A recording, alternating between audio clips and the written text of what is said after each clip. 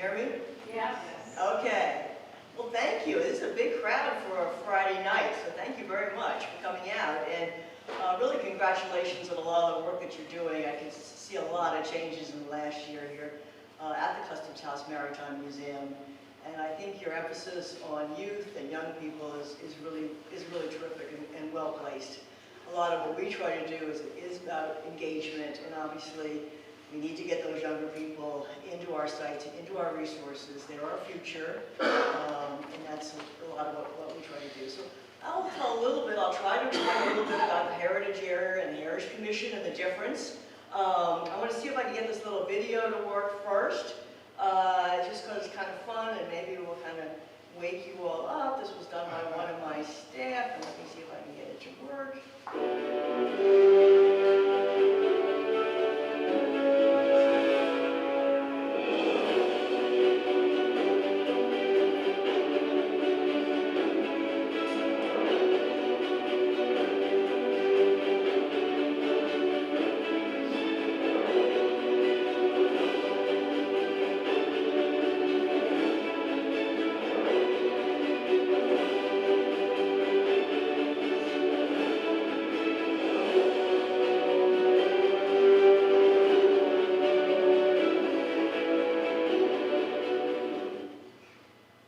So that is all places here in Essex County, all around us. It's pretty incredible, the variety of what we have here. Let me see if I can move on beyond that. Sometimes it wants to replay. And now it's looking blank. Let me see. I see it on my screen. So let me try to... Oh dear. Let me see if I can get it to move on. Okay. So, let me talk a little bit about, what is a National Heritage Area, and it's really actually two things. It's both a place and it's a concept. And the place here is this region north of Boston. It's Essex County. It's the traditional boundaries of Essex County. 34 cities and towns, 500 square miles. One of the oldest counties in the United States. And it has an enormous amount of resources. We have 2 national parks. We have 1 U.S. Fish and Wildlife National Sanctuary. We have, I think it's 28 National Historic Landmarks, over 500 National Register properties and districts, and it goes on and on, state parks. It's really an incredible area of rich resources, historic, cultural, and natural resources. It's also a concept. Heritage areas, I'll read this thing, are supposed to be partnerships between residents and businesses and governments. And they look to work together to create more livable and economically sustainable regions. And I'll try to talk a little bit about that, how really everything we do is in partnership. And that's why it's great to have James here and all of you partnering with us, because we only can do what we can with lots of partners. So, first of all, the Heritage Area program is something that started in 1984. There are now 62 National Heritage Areas across the country. They're in 35 states, and there's 1 in St. Croix, Virgin Islands. They really vary. They vary from large natural regions. Some of them look very much like national parks.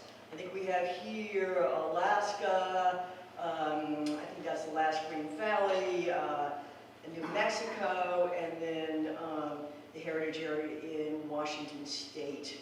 So a lot of variety in landscapes, and a lot of variety in themes and stories. And that's probably really the thing that Heritage Areas try to emphasize are themes and history and stories, including coal mining, which is, I think you've seen there in West Virginia. Dayton Aviation is in one of these pictures, so early aviation that was actually developed in the Wright brothers were in Dayton, Ohio. They just came to Kitty Hawk to try out their planes. Obviously stories, particularly now, the Revolutionary War, there's a couple of heritage areas that really focus on that, and the Civil War, and even the steel industry. The last picture there is this, you can see this, the rivers of steel outside of Pittsburgh. and they have an incredible site with these old steel mills that they do some amazing programming in. So heritage areas are really about engagement and telling the stories and working with people on the ground. So they are like national parks in that they go through a process of identifying a boundary, identifying themes and stories and resources, and then getting an act of legislation approved by the U.S. Congress. But after that, they really don't resemble parks very much because they don't have federal ownership, they don't have rules and regulations, they have usually quite small staffs, and usually big territories, and so they have to work cooperatively, and they have to work in partnership, and they have to work from the grassroots level up. And so it's pretty interesting what an effective program it is, because you really are on the ground working with people, helping them preserve what's important to them, tell the stories that are important to them. I remember I visited several heritage areas, and early on I went to Delaware and Lehigh, which is the story of anthracite coal. And I have to say it sounded pretty boring. Coal. But one of the things we did there is we got to go down into a coal mine with a coal miner. And it was absolutely fascinating. I mean, it was such a memorable experience. So, even the industry of the work, it's really fascinating. I mean, another time we went to a nail factory. No idea, but just really fascinating. So besides beautiful places and culture, even the industry is really interesting. So in this area, let me talk a little bit about the establishment of the Essex National Heritage Area. In about, I want to say, 1990, we formed the Essex Heritage Ad Hoc Commission. And this came out of work. At that time, I was working in the city of Salem for something called the Salem Partnership, which was a public-private partnership focused on revitalizing the city of Salem. It had a lot of potential. It had a little national park. It has a lovely museum, PB Essex Museum. It has a state college, but it really was down the dumps. It was really having a difficulty, as Newburyport had a little bit earlier than that, I think. I think Newburyport was sort of coming up by that time, but Salem was still struggling. And we were very intrigued by the work that Paul Songus had done up in Lowell, building a partnership with the National Park Service up there. And not necessarily having the park take over everything, but doing sort of a joint venture with the park, and having the park own some things and do some projects, but the private sector doing other ones. And we invited Paul to come to Salem and talk with us, and one thing led to another thing, and we finally, we had the park. We had the Salem Maritime National Historic Park, actually the first national historic park in the Park Services system, brought in 1938. And before that, the parks had only been the natural resource areas, and this was the first historic park. And so we thought, well, maybe we could build off of this. So we got the park to come. At that time, it was a really energetic superintendent there. And so the park agreed to do a study. They said they would take a look at what kind of partnerships or projects could come out of a partnership between the city of Salem and maybe some people, other resources in the region, and the National Park Service. And the study was published in about 1991, called the Salem Project, a Study of Alternatives. And we looked at 4 alternatives, one very focused on just right around the park, another one looking at the city of Salem, another one looking at a much broader region, and the 4th option was looking at a real regional approach, saying, you have this national park here, you have the actual second national park at Saugus Iron Works, and you have really hundreds of very nationally significant resources, historic resources, natural resources. It is an incredible story that can be told in Essex County, but it's a lived-in landscape. You can't own it all. You can't, nobody has the resources, and you wouldn't want to try to take it all over. So why don't you look at this sort of partnership? And they gave it's a pretty broad, not all that very specific outline, but it was very inspiring. And so we said, oh, okay, we'll try it. And so we started down the path of trying to create what was, we didn't know there was this idea that it just started to be called a heritage area. So we decided, well, let's try for that. And we were able to team up with Senator Kennedy, who was sort of at the height of his power at that time, and terribly interested. Should I hold my question? Oh, would you? Yes. Okay, all right. I thought, but you could hear me, all right, okay. And so he was not going to run for president anymore. He was at the height of his power in the Senate, and he loved history, and he loved ships. So we had a really good combination here. So we reached out, and we being the NCM partnership, and some of the business leaders, I know Eastern Bank was involved, NCM 5, and really started to team up with other leaders in this region, such as Byron Matthews, who was no longer mayor of Newburyport, but still very influential in the region. Real regional thinkers. Peter Sharigian was mayor of Peabody, but very much about regionalism and how can we work together. Tom Costin had been former mayor of Lynn, also saying with like sort of how, because we operate in such distinct communities in the Northeast, in this region. Every community is distinct. It's one of our charms. Each community is different, but it's also so difficult to work together because everything stops at the town boundary. So they were very intrigued by this idea of getting more out of our historic and cultural resources, and also doing something that would help us act together a little more regionally. So we worked together, and these pictures, there are a couple pictures here of Byron Matthews, Mike Costello's there, Maria Miles. That was an event, a wonderful event we did at the Blue Ocean Room called the Heritage Hero event, just honoring some of their work. But we worked together on legislation, and in 1996, the Essex National Heritage Area got attached to an Omnibus Parks and Public Lands Act that passed us and I think it was 6 other national heritage areas.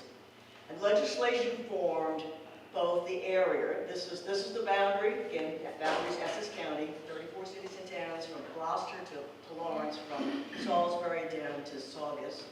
But it also specified that the ad hoc commission should form the Essex National Heritage Commission, which we now call Essex Heritage because that name was much too long and complicated. So that's how Essex Heritage got going. First the act passed, area was designated, and then about a year and a half later, the nonprofit commission was formed with the help of all of our friends and politicians and business leaders. And that's what's kind of the entity that sort of runs the heritage area, but I'll tell you a little bit more about that. So the heritage area, just quickly, is this region. It also had 3 sort of designated themes. One was the early colonial settlement, as being very strongly represented here. Maritime industries, maritime trade, particularly Asian trade, the great age of sail, the burst of activity that happened here after the American Revolution, when our sea captains went out and established trading routes around the world, really remarkable. And then the early Industrial Revolution, partly fed by those fortunes they made at sea, and represented particularly along the Merrimack Valley and the big mills and the transformation from little home industries to manufacturing. The 4th theme that obviously was sort of admitted and we're trying to do more with is all the settlement that happened before 1626 and the indigenous people, and that still has quite a ways to go, I would say, but certainly is very interesting. So we have the region, we have these themes, what do we do with it? Well, as we talked a little bit, we are very much about trying to connect people and places. Just because these historic sites have always been here doesn't mean they always will be here if we don't get engaged, if we don't take care of them. And as you all know, the number of people interested, particularly in historic sites, is a little bit dwindling. We're getting a little bit older, a lot of volunteers, and so it's very important to engage younger people and be relevant to younger people, and make these places work for them. They not just learning history, but also make them, whether it's fun, a place to come on a winter's day, try out the boat or something, or just somehow relate to though, and I'll tell you a little bit about how we're trying to do that.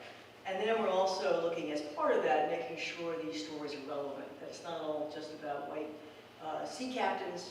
And in fact, as we dig into some of those stories, and as some of this history is coming to light, partly because as archives get digitized, a little bit easier to do it, the stories are fascinating, and it's so much richer and so much more interesting to have these really complicated stories of all these different people and types of people, and who went to sea and who didn't go to sea, and things like we're doing some research with the American Revolution and all the talks about freedom and liberty, and then all the African Americans who say, well, what about us?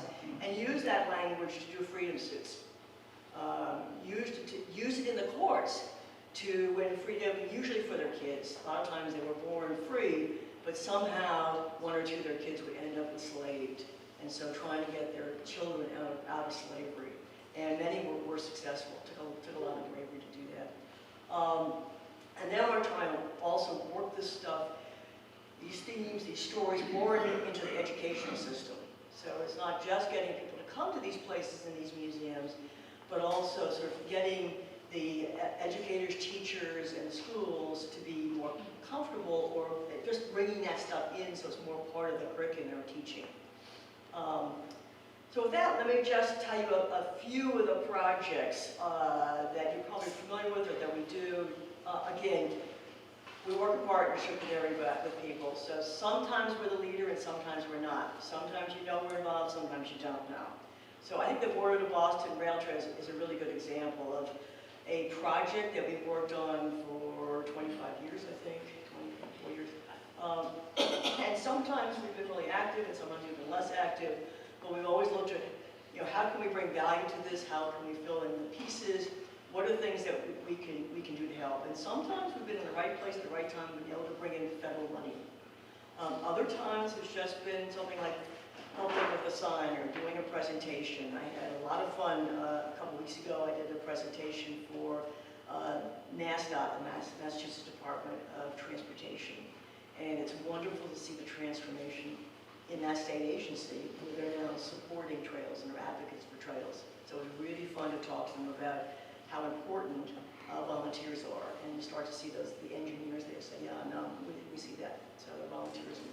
I want to give a little shout out to Bill Steelman, who's in the audience, who was the one that brought this project to Essex Heritage, and it was his baby for a long time, and he did a ton of work, particularly up here, to make sure, and you have some of the best parts of the trail are up here in Newburyport and Salisbury.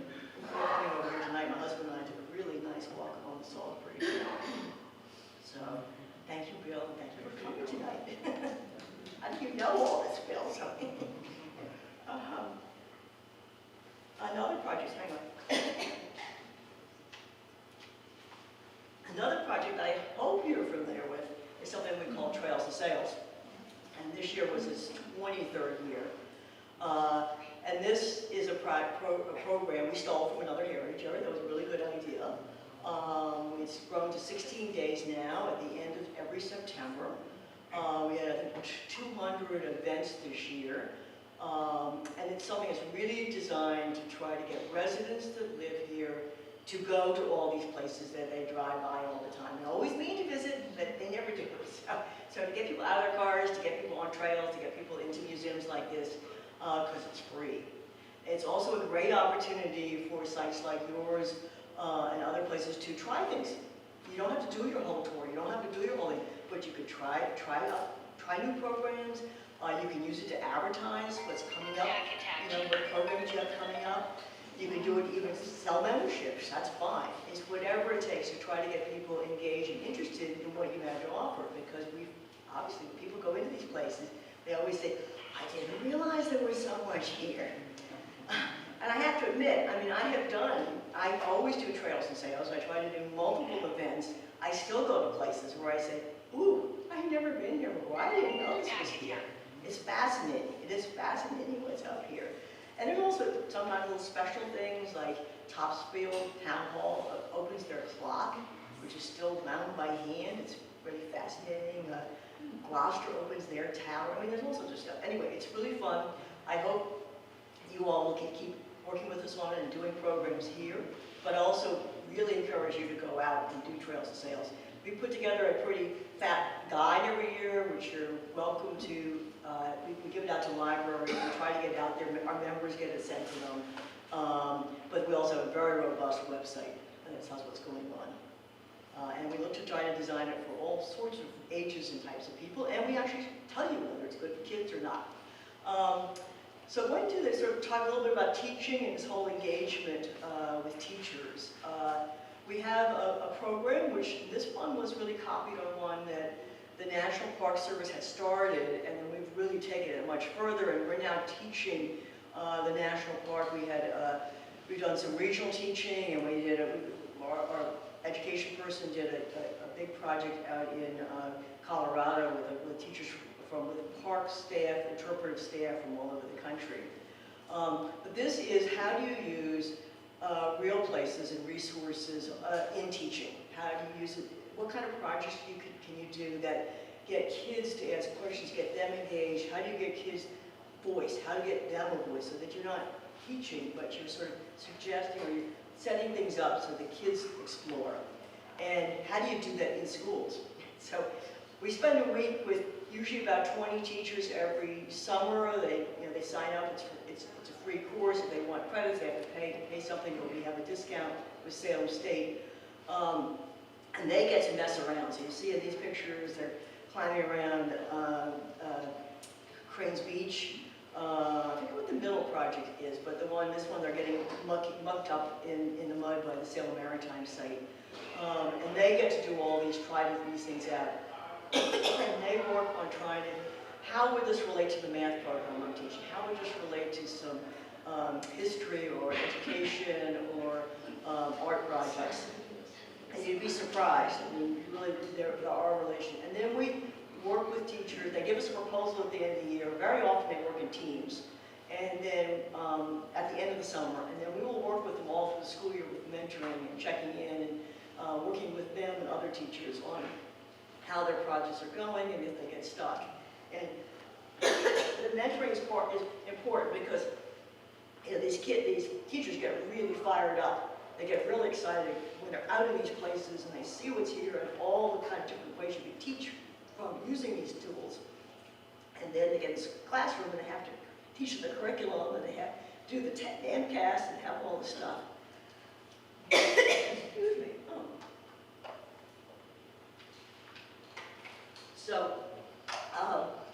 So a little bit of help during the winter time we found very useful, and then we'll bring all the teachers together and we'll compare what they're doing, and very often we can capture some of their curriculum and we put it online for them so other teachers can look for it. And we have found this has an enormous impact on the teachers and on the students. And before COVID, we used to be able to bring some of the teachers together with their students, and I'd love to get back to that. Because for me, it was one of the most exciting evenings when you had the teachers come in with their students, and it could be grade school, it could be middle school, high school, and the kids would do the presentation. You know, they did a vernal pool study, and they measured all the water quality, and they measured the animals in it, and they did all this, and then they went to their board of selectmen and said, we want a sign for this, we want an interpretive sign, and they get so fired up with doing something that really relates to their community, or doing a project about the history of shoemaking in their community, and then presenting it to maybe the middle school student, they present it to and do a project with the younger grades. So we have found it. When we first started this, we did some direct school work, and we still do a little of that. But we found that working with the teachers, we can have such a wide impact. So we do work with young people though directly, and one of the things we do is called Future Leaders, and this was a national park program, which again has gone through different iterations, and it now is that we hire the students, usually about anywhere from 15 to 20, to do work in the summertime as interns. They're paid internships where they do projects at the national park, and then we do some enrichment whether it's it's resume writing, financial skills. We do some, you should go to the State House and talk about, state government and how it works. So it's a combination of developing job expectations also, showing up on time, reporting all this, job skills, and then social and community skills. And the kids are usually with us for 8 to 10 weeks. Sometimes if they can stay, if they have the time, they can stay on with us during the winter, a few on Saturdays. But most come in the summer, and we typically have kids that come for 3 or 4 summers. They learn leadership skills, and so then they come and they mentor other kids, and they're leaders with those kids in groups. And they work at Salem Maritime and Saugus Iron Works. And then sometimes we will go to another site and do a program there. But recently we were able to gain a little bit of money, and we were able to do some future leaders at other heritage sites where we teamed up with different historic sites around the region and helped them hire kids to work in the spring and summertime. And they, on a variety of things, could be used in exhibitions, archiving, maintenance, painting, could be visitor services, so really a wide variety of things. And that has been a lot of fun to see these kids. Again, this is all, they earn money, they get some job skills, but they connect to these sites too. I mean, that is what's so cool. So like our state representative in Salem is a gentleman named Manny Cruz, and he was a future leader at the park site. So when he comes up to the park, he has really fond memories, and he's just a big booster for the history and the heritage of the area, so it's really been nice. I said earlier we do a little bit about these teaching hidden histories and looking at hidden histories. I've really enjoyed a lot of that, which is looking for these stories that are not well known, looking for Black patriots and indigenous people, as well as women, and all the role that all these other people besides the generals played in our history. And then also, how do you teach some of that? Because some of that history is not so great. It's pretty hard, some of it. There was a lot more northern slavery than I ever realized growing up. There was a lot of the international trade that we did that did involve slave ships. Slavery was not just in the South. We did participate in it. So figuring out how to tell some of those stories to kids and help them understand it. And it's particularly helpful when these stories are local. It really helps the kids sort of make that connection better than if it's way out there, some story about some place they don't know anything about. Now, the last year or so, and this is just another little project we've added, is the Revolutionary War 250 is coming up. Most of the country is focused on 2026, but we've been focusing on 2024 and 2025 because that's where the activity happened here in Essex County. Early on, we were extremely active. We did a lot of, obviously we had the Lexington and Concord, but before that, we had the Tea Party, and in between there was a lot of activity, and General Gage moved the seat of government from Boston up to Salem. There was a skirmish that almost led to the war, and led with Leslie's retreat in Salem, and a lot of other activities, as well as breaking away and forming the provincial Congress that was so important to setting up our new government, and training militias so that when the confrontation really did start in Lexington and Concord, we were prepared, and the patriots were prepared because in October 7th, 1774, they had met in Salem, and then they had gone and met in Concord and Lexington, and they had started, and not only did they form a new breakaway government and elect John Hancock as president, but they started sending out messages to all the towns all around here saying, you need to arm, you need to train militia. This is what you need to have. This is how the training should look. And pushing to get the training done and pushing for finding money in our merchants. All of you, merchants, we all went out and they looked for money, for armaments, for gunpowder. They used those trading connections in cod and in goods in Europe to help secure a lot more of the armaments than I think we realized when I was studying this history, from not just France, but also from Spain. So very key role that this region played. And I know you guys have some planning to do that you're doing with Old Newbury, and so I want to make sure that's on our calendar. We have a website, we have a calendar, we're trying to gather all the events that people are doing and publicize them, as well as putting on some events ourselves with partners. Just a few other things. Coastal Scenic Byway is another one of our projects. I think you've probably seen some of the signs along the coast of our region, and we have these 9 kiosks to explain what the Coastal Byway is and some of the really wonderful resources here. This is a project I would love to spend more time and energy on, but we're doing a lot of other things, but at least we've marked that this is a really beautiful coastline, and we'd love to do more with it. We also do stuff with visitor services. I said our primary audience are the residents of this region, but obviously all of us and many of our businesses depend on tourism. So we do some work with tourism. We have a desk at the visitor center, the regional visitor center run by the National Park Service in Salem. We have this large map. We have these information rack cards and a pull-out map that you can show where all the other towns are, because we're happy to have people stay longer and travel around and not just trying to keep them in Salem. We really want them to go other places. And we have this network of cooperating visitor centers, of which you have one here, and I'm delighted that you guys have done some renovations there. We have more information there, so that's great. And we have a system of signs. Not all of them are still up, unfortunately, because it was a one-time grant, but we are always looking for more money to do more of the slides. And then we do have this one historic property called Baker's Island Light Station.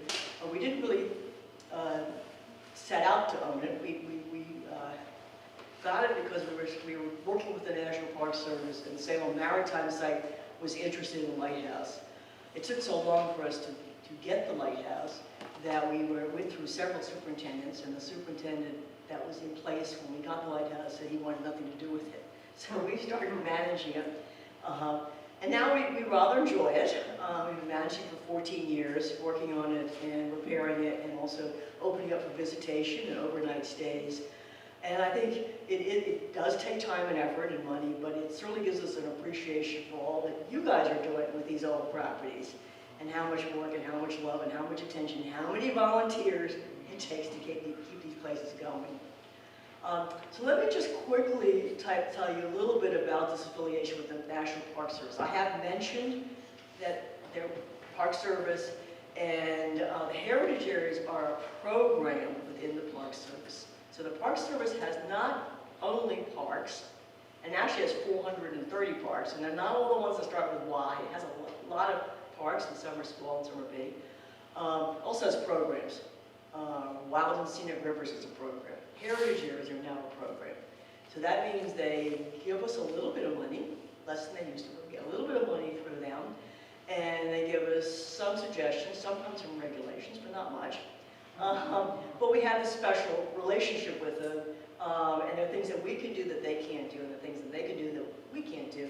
And so, because our office is in Salem and the Salem Maritime site is there, we've had a very close working relationship with the last 7 or 8 superintendents.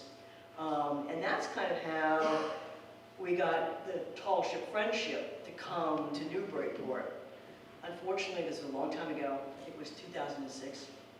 I don't know if any remember it. I thought it was spectacular. You see a tall ship come into this harbor and look huge. When out at sea, they don't look that big. When they come into the harbor, they look gigantic. I think we had 10,000 people that weekend that went aboard. In the middle here was a little picture of, it was a pirate group, a whole little group of kids that came as pirates and learned about privateering and pirates, and the difference, I hope.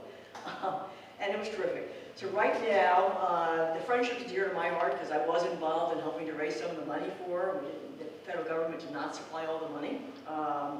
And Ted Kennedy was very instrumental in getting the money for the ship. But I remember he called me up, because he used to call when he got these grants, he'd call up and say, I have wonderful news for you. I think it was $4.5 million. And you only have to raise $1.5 million. And I was running this, two-person nonprofit, and we, oh boy. We did eventually raise the money. It wasn't easy, but we did. And the ship got built. Unfortunately, she's had some design problems. She's had some issues. She's under renovation. She's been under renovation for quite a long time. She is scheduled to go to Gloucester this month. And she is supposed to be, they're really, really pushing for her to be done, hopefully completed by 2026, which is Salem's 400th anniversary, the settlement of Salem. So the Park Service says they can do it, said they will do it. They've given the superintendent the money to do it. That's a big change. That's been one of the delays. So whether she'll sail right after that, I don't know. But I think the goal should be to try to have her come back to Newburyport in 2028. It'd probably be realistic. So I think we should.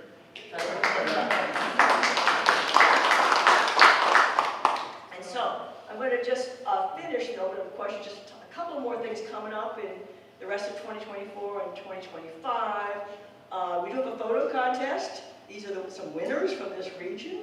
The deadline is December 13th. You go to EssexHeritage.org to submit your photographs.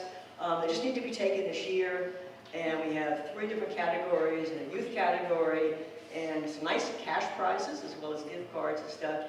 And I love this, because you have all these wonderful pictures of Essex County, of this region, and people's perspective of what they love and what they think is important. And it's really great to see. We also have partnership grants. James talked about those. They're small, but there's custom towns, but I hope useful. And those will be coming up. Let's see, the grant cycle opens, I think, January 3rd or thereabouts. Applications will be due mid-February. We've tried to make, over the years, the forms simpler and simpler. If it's not simple enough, let me know. But we're working on them. But please apply. And they can go for building renovation, but they can also go for programs, and educational and interpretive programs, and signage, archives, and even accessibility issues. We do have these events coming up in 2025 around the Revolutionary War. We are working with the City of Salem on Leslie's Retreat, which is February 22nd and 23rd, when almost the American Revolution broke out, but everybody was too reasonable, and they didn't fire any shots, and they compromised. The British were at this bridge, and they were looking for cannons in Salem, and the drawbridge was up, and Leslie said, I can't go back until I go across the drawbridge. So he was allowed to go across the drawbridge. Once he promised that he would go across, he would look around, and he would leave. By that time, there were no cannons that close. They had moved, so no confrontation. Too bad for Salem. Maybe we'd be known for that instead of the witches, wouldn't we? We just finished up with Halloween. It was, I don't know. Then the Battle of Bunker Hill is going to be reenacted in Gloucester. Why Gloucester? Because there's no room to do it in Charlestown. And it's Stage 4 Park in Gloucester. You have the water, you have the hill. We think it's going to be really cool. Lots of reenacting groups are really interested. They see this as the major battle. There's going to be Lexington and Concord, of course, but the next major battle, and probably one of the biggest ones, because there's some more room there. It's easier to get to. So we're in the planning for that. I know Newburyport has the Road to Revolution, but I don't have your dates yet. So hope I'll see those soon. That's right. Yes, absolutely. Once we get the contract. And then, I know I don't have the contract either. That one's coming. And then just a reminder again, Trails of Sales coming up. It's not too soon to list your events, because we actually, the print deadline for the booklet is in June. And this is a Trails of Sales event, which I'd love to see come back. That is how traditional haystacking was done. I don't know who did it anymore. I don't remember, but it was really a really wonderful demonstration. And that's it. So I know somebody had questions.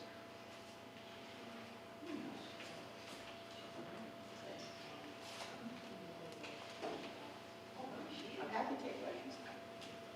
You want to talk a little bit more about the plans for the Revolution celebrations, because there are a number of organizations and some folks involved in Museum of Old Newbury here and Congregational Church, and we're looking at a fairly robust series of programs running from probably January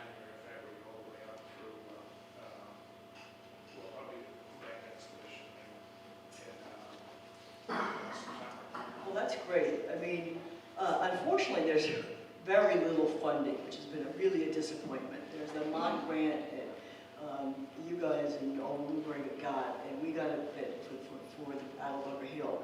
So that part's been disappointing. We really thought there might be some grant money to fund some of this, but what we can do is we do have quarterly meetings where people can talk about the projects they're doing and the programs they're doing. We're really happy to try to promote them, list them on the website, promote them on social media, do whatever we can to help you promote them so you get a much wider audience. We're very interested in doing that. Love to sort of talk to you about the events and see if we can think of other ways to add to it, or bring new partners to add to it, or take your ideas and work with other people to make it a bigger project or something. I know like Linfield's is doing kind of a lighting at the cemeteries. I think that would be a nice thing to do in more places. I'd love to see people do stuff around some of the military history and all that. But yeah, I know we'd love to know more and see what we can do to help, and certainly get on the website and help us publicize it.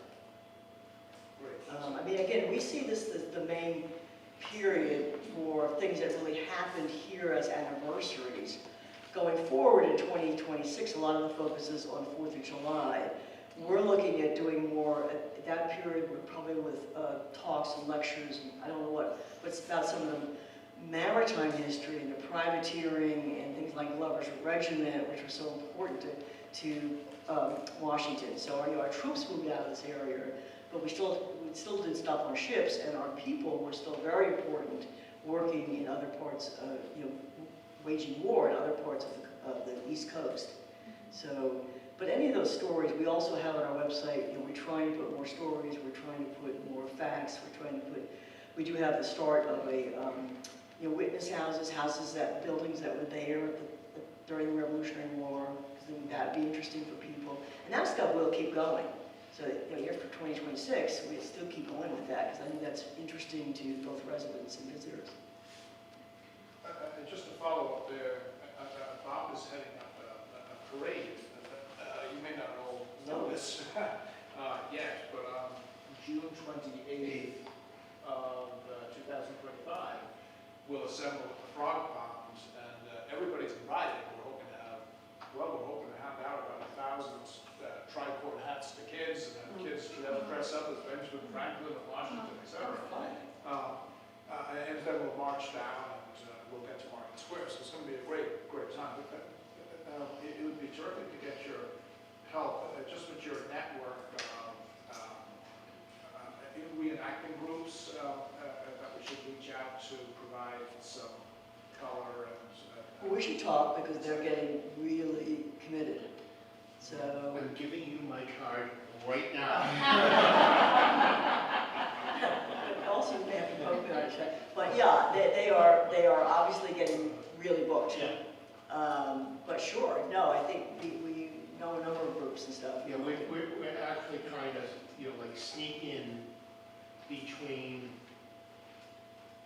Bunker Hill, which is mid-June, and July 4th, even though Right. July 4th is a year out. It's, Right. 75. But we're trying to look at getting many reenactors to come down, like James said, the Frog Pond, and coming down our State Street, our main street, and saluting some of the historic houses in town, and ending up here. We just want to reach out to the acting groups and the Lexington groups and the Gloucester groups and the Swampscott groups. So do you have a key leader here, historian, or someone who's in the reenactment community here? We did. Because that would be helpful to. He kind of moved out. How far away did he move? He's in southern New Hampshire now, but Well, would he come back and help? he might. He's more of a Civil War guy. Okay. Because I found they all know each other. I know. And you get a contact, and you do better, because they want to vouch, someone to vouch that it's authentic. Now, Right. different people are interested in different kinds of authenticity. Some of them don't want it totally pure. They don't want to be wearing wool in the middle of summer. Others are very purist. So, but having someone of kind of right kind, I mean, I think I like what you want to do, but I think if we could find the right person to team you up with, it would be helpful on that. But anyhow, I mean, that's kind of one of our main, Sure. events, for the, the 250th. Great. And then in 1776, we have, other ideas that are just percolating right now, such as July 10th, a rider comes into town to, to read the Declaration of Independence. So you can, recreate that, Yeah. but that's 2 years out. Yes. I hear our governor rides horses. Because when we were down, Yeah. I missed that, so I was trying to catch the train, but she apparently got up on Paul Revere's horse. Yep. He rode around, so do we get the governor up for it? And she has some local ties here. She does. Oh, yeah. He does. Yeah. So you ought to try that. I have ties to her local ties. Yes. Yeah, I have a question. This is very interesting. I never knew the distinction between the heritage centers and national parks and things. Are most heritage centers around the country as big as a county, or are they sites? And is this one about bigger than the others, or are they all about the same? They really, really vary. So I think the one there's one called Silos and Smokestacks, I think it's 25 counties. There's ones in, there's one that's in Wheeling, West Virginia, it's just a portion of the community. So they really, I think we're kind of medium to small, at 500 square miles. But we have 850,000 people here. Now there's one in Utah, Nevada, that I think is 16,000 acres, and has 23,000 people in it. So they really vary. One thing I didn't say was, we like to say, when you see one heritage area, you have seen one heritage area, because they're all different. Yeah. But that's what, to me, is so fascinating about the program, because even though we're all different, this principle of partnership and leveraging a little bit of public money with a lot of private money, a lot of volunteerism, works in so many different places. I also didn't say that not every heritage area is run by a nonprofit. Some of them are run by a county government or state government, or a couple of them are run by universities. But again, if you have the right people who really value building relationships and partnerships, these things work, because the people on the ground feel listened to, they feel empowered, and they come with their passion for whether it's volunteering, take care of a place, or tell their stories. And nothing is better than that. It's great for teaching, it's great for tourism, it's great for engagement, when people really talk from the heart about what's important and the things that they really value. And it's also in this very fractured country, it's a great way to build relationships. And heritage areas have enjoyed a lot of bipartisanship. I'll just give one short story. So at the end of 2022, we had to, heritage areas up until then had always been authorized by individual pieces of legislation. And the Park Service said, we can't stand this. You got to get a national bill passed. We want a program, official program. They like these kind of official things. And we had times when certain congressmen or certain senators tried to pick off heritage areas. Conservatives wanted the liberal ones, and vice versa. So we had tried to get this national bill passed. I think it was for 7 or 8 years. At the end of 2022, everything had gone past, and we had tried to get attached to the defense bill, which is usually a pretty good place to get attached, because they always pass the defense bill. We tried to get attached to other stuff. Didn't get anything. It was, just a few days before Christmas, and we were told, you have one possible chance. You have to get, the Senate has to agree to let the bill go forward. You have to get unanimous consent in the Senate, and you have to get a 3/4 vote of the House of Representatives for your own little standalone bill. It's heritage here. And you have to get it, tomorrow. That is it. And we We did. It was absolutely amazing because everybody from all the different heritage areas, whether they're conservative places or liberal places or in between, called, and they had all their, farming friends and heritage friends, and school teachers call, and we got, I think 93% of the Congress voted for it. And passed. Nobody, I mean, the staff person I've done a lot of work with said he'd only seen that happen once before in his 35 years working on the Hill. So it is a very interesting program. I don't know if Bill wants to add to it, because you worked with about 10 years. 15, sorry. Time flies.